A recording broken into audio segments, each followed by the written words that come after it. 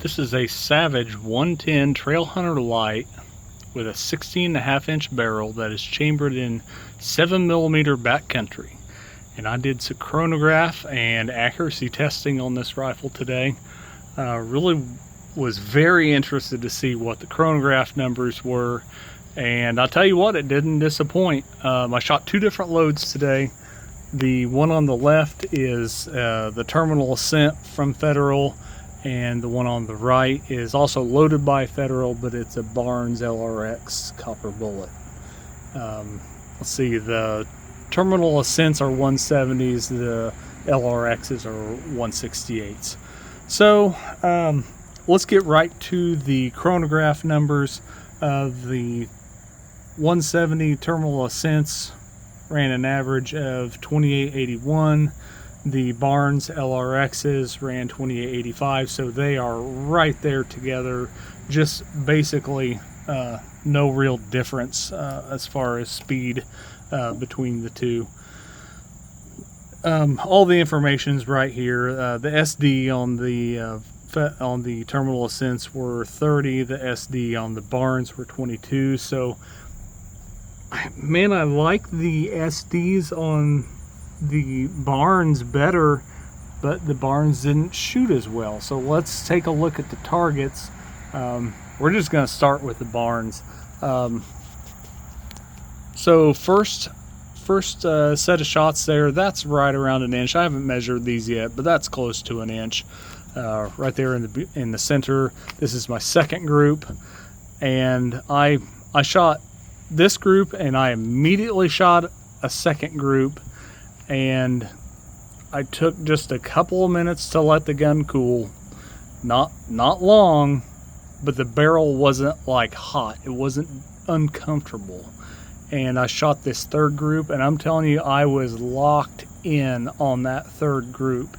I feel pretty confident in saying that my shooting was not the issue. I think we have something in this combination of this bullet and this gun that does not like heat in the barrel. The fourth shot, which I had one more left in my magazine, it went right there. Sorry, not the fourth shot, the fourth, I guess you'd call it a group, even though that's not a group. I just wanted to put a single one out there and see where it would land on another target. Don't worry about that little guy right there. We'll get to that down here, which what I did is I let the gun cool completely down. I thought, let's see if we can get back to this size of a group if we let it cool completely down.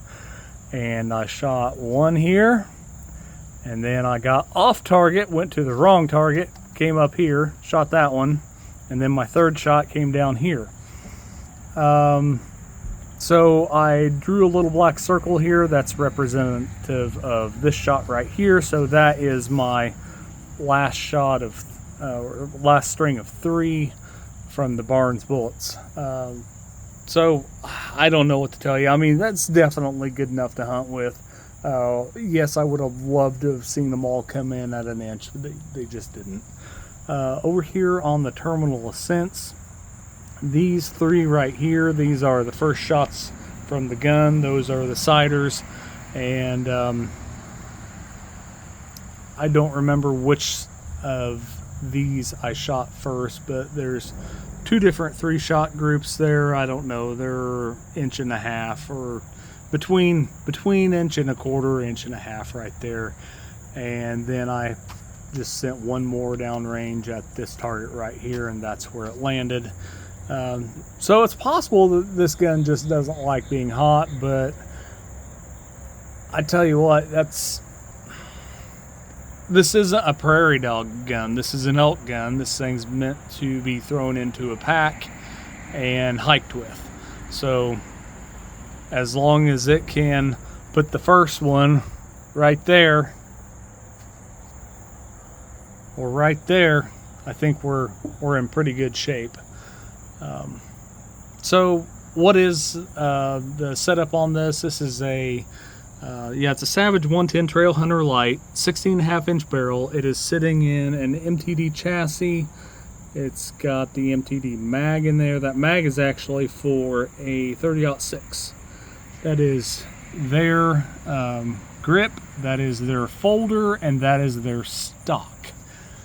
Now that stock is adjustable a couple different ways. You can take out or add to these little shims right here, and all the shims are out. That shim right there just kind of smooths things out between the recoil pad and this piece.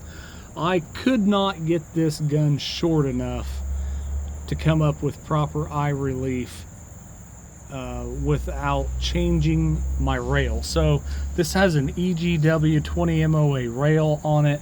I had to remove the Savage stuff because that put the front ring all the way up here, which I could not get close enough to the scope